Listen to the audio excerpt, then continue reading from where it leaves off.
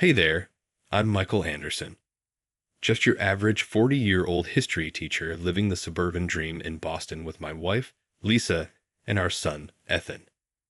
Ethan's a smart kid minus 17 and already setting his sights on Ivy League schools. Since the day he was born, I've been stashing away money for his college fund, dreaming of him walking across some prestigious campus. Life was good. I'd come home from teaching teenagers about the Civil War, and Lisa would be there, usually on the phone with her sister, Vanessa. Now, Vanessa was a whole different story. She had a talent for burning through money faster than a teenager with a credit card. Always calling Lisa with some new crisis, car trouble, maxed out credit cards. It was like a broken record. I tried to keep the peace because, well, family is family. But every time Vanessa called, my blood pressure spiked. One night, I was sitting at the kitchen table with a calculator, going over Ethan's college fund. He's been talking about schools like Harvard and Yale, so I wanted to see where we stood. That's when I noticed something wasn't right. The numbers didn't add up. At first, I thought I was just tired, maybe had too much coffee, but no matter how many times I checked, the math was off. "Hey, Lisa," I called out. She walked in, still on the phone with, you guessed it, Vanessa. "What's up?" she asked, covering the mouthpiece. "These college fund numbers look off. Did we make any withdrawals?" Her face froze. It was like watching a deer in headlights. Maybe it's a bank error," she said, trying to play it off. But I knew something was wrong. She quickly mumbled something to Vanessa and hung up, but the damage was done. Doubt was already creeping in. "Lisa, what's going on?" I asked, trying to keep calm. "Nothing, Michael. You're probably just tired. Let's look at it in the morning," she said, brushing it off. But I couldn't let it go. I stayed up late, combing through bank statements. The more I dug, the worse it got. Thousands of dollars had been transferred to an account I didn't recognize. My stomach turned. This was Ethan's future at stake. The next morning, I confronted Lisa. "I need to know what's happening with our son's college fund." My voice was barely above a whisper. She broke down in tears. "I'm so sorry, Michael. Vanessa needed help. Her daughter, Megan, wanted to study abroad, and they couldn't afford it. I thought we could spare it." I felt like I'd been punched in the gut. All those years of saving, and Lisa had just handed the money over to Vanessa. Little did I know, this was just the beginning. The next morning, I went straight to the bank. The teller, a young guy named Jake, looked at me with sympathy as I explained the situation. "Mr. Anderson, I can see multiple transfers from your account over the past year. The most recent was a large sum, $155,000. My heart sank. "Can you tell me where it went?" Jake hesitated. "I'm sorry, sir. I can't disclose that without the account holder's consent. I am the account holder. It's my son's college fund." "I understand, but the transfers were authorized by a joint account holder, your wife, Lisa Anderson." The drive home was a blur. I burst through the door, finding Lisa in the kitchen. "Want to tell me why you've been draining our son's future?" Her face went pale. "Michael, I can explain." "Explain what?" "How you've been stealing from Ethan." "It's not stealing. Vanessa needed help. Megan got into an amazing study abroad program." I cut her off. "Megan's 14, Lisa. What kind of program takes middle schoolers?" Her silence said it all. I grabbed my laptop, furiously typing. A few clicks later, and there it was, Megan's social media, flooded with pictures of her lounging on Mediterranean beaches, shopping in Paris, partying. Some study program. "This isn't studying, Lisa. This is a luxury vacation."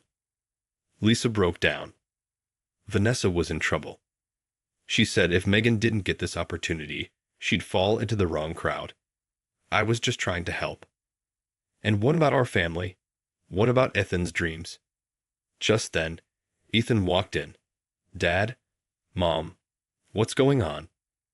I couldn't bear to tell him. Nothing, buddy. Just a misunderstanding about finances. But he was too smart for that.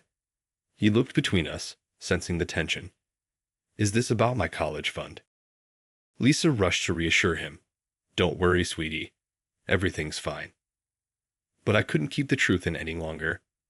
No, it's not fine. Your mother has been taking money from your college fund to support your aunt. Ethan's face fell. What? But all my hard work, my grades, was it all for nothing? Lisa tried to comfort him, but he backed away. We'll figure it out, honey. I promise. I wasn't done. How long has this been going on, Lisa? And don't lie to me. Not again. She couldn't meet my eyes. A few years. But it started small, just a little here and there. I felt like I was drowning. A few years? What else have you been hiding? Her silence was deafening. Then, a ping from her phone. A message flashed on the screen. Can't wait to see you tonight. Love, David. My world shattered. Who's David?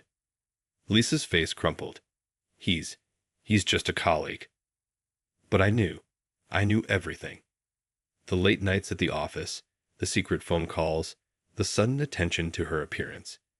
It all made sense now. A colleague? Is that what we're calling it now? I said, my voice heavy with disbelief. Ethan stood between us, his face etched with confusion and hurt. Mom, what's Dad talking about? He asked, his voice trembling. But Lisa couldn't respond. She just stood there, tears streaming down her face as everything we built together unraveled before us.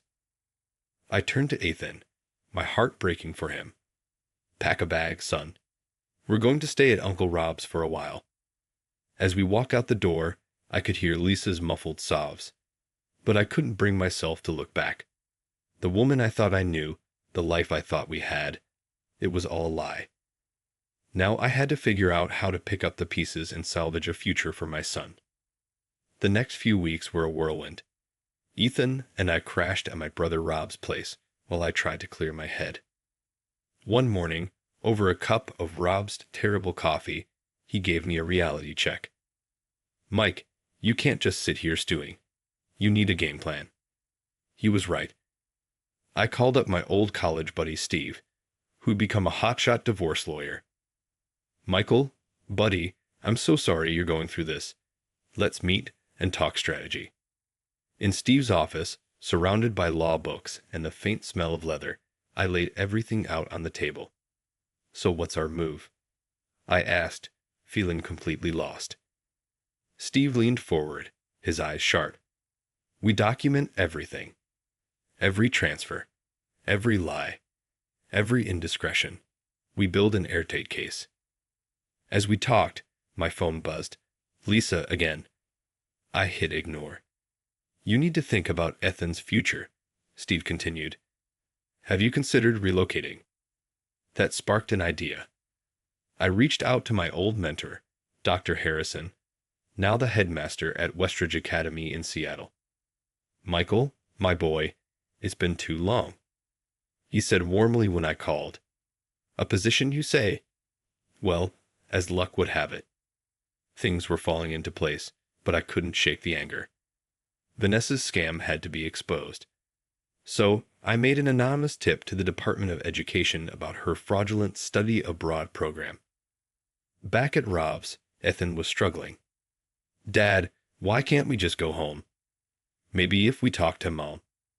I sat beside him on the worn-out couch. Son, sometimes things can't be fixed. But I promised you, your future is still bright. But what about college? All that money. We'll figure it out. I've got a lead on a job in Seattle. How do you feel about the West Coast? Ethan's eyes widened. Seattle? But what about my friends? My school? I know it's a lot, but think of it as a fresh start. And hey, maybe you'll end up at the University of Washington. I hear they got a great computer science program. That got a small smile out of him. The next day, I met Lisa at a neutral coffee shop. The tension between us was thick enough to cut with a knife. Michael, please, can't we work this out? For Ethan's sake, she pleaded. I took a deep breath, trying to keep my voice steady. Lisa, you didn't just betray me. You betrayed our son. His future. I was trying to help family, she protested. And what are we? Chopped liver? I couldn't keep the bitterness out of my voice. By the way, how's David? Her face crumpled. It's not what you think. Save it. I've already talked to a lawyer. And Lisa, you might want to lawyer up too. I hear your firm is looking into some discrepancies. Her face went pale. What did you do? I stood up, tossing a few bills on the table. What you should have done. The right thing. As I walked out, my phone pinged. It was an email from Westridge Academy, offering me the position. That night, as Ethan and I packed our bags for our Seattle adventure, I felt a strange mix of sadness and hope. We were leaving behind a life built on lies. But heading towards a future full of possibilities, I turned to Ethan. You ready for this, kiddo? I asked, ruffling his hair. He gave me a determined nod, his eyes clear. Yeah, Dad, let's do this. As we loaded the car for our move, I caught a glimpse of Lisa standing across the street, tears in her eyes. There was a time when seeing her like that would have broken me, but I didn't waver.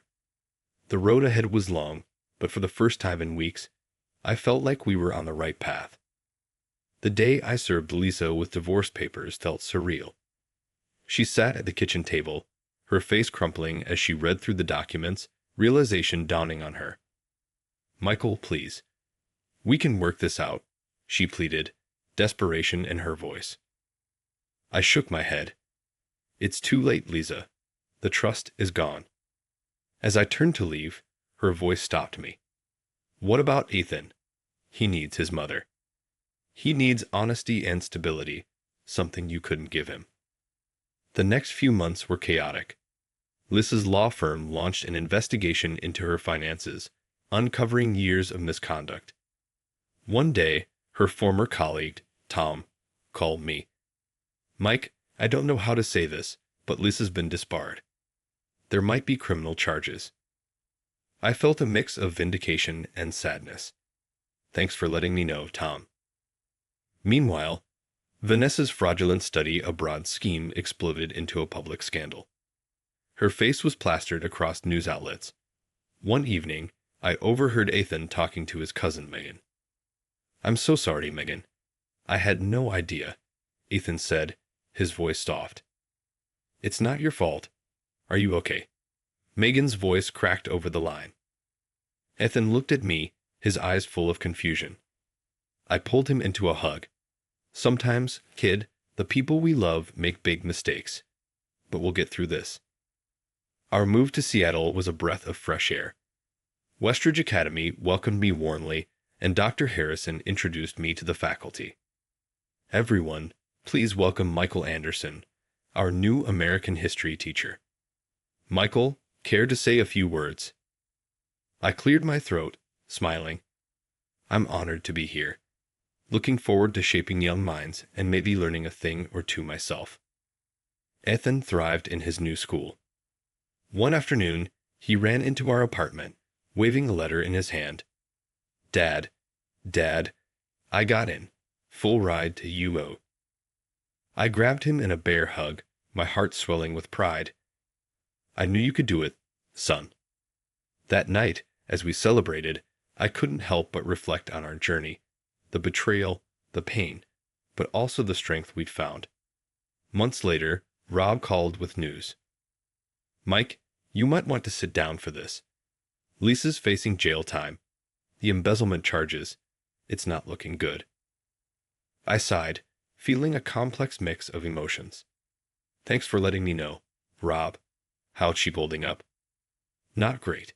She's lost everything. Her career, her family. After hanging up, I found Ethan in his room, poring over college brochures. Hey, kiddo. Got a minute? We talked about Lisa, about forgiveness, about moving forward. His maturity amazed me. Dad, I'm angry at Mom, but I don't hate her. Is that okay? I hugged him tight. That's more than okay, son. It's what makes you you. Later, I stood on the balcony, looking out over the Seattle skyline. A sense of peace washed over me. We'd been through hell, but we'd come out stronger. Ethan was heading toward a bright future, and I had a new lease on life. The road hadn't been easy, but standing there, I knew we'd made it. We'd survived the betrayal, cut out the toxicity, and built something beautiful from the ashes of our old life. And that, I realized, was the greatest triumph of all. What would you do if you discovered your spouse had betrayed your child's future? Share your thoughts below.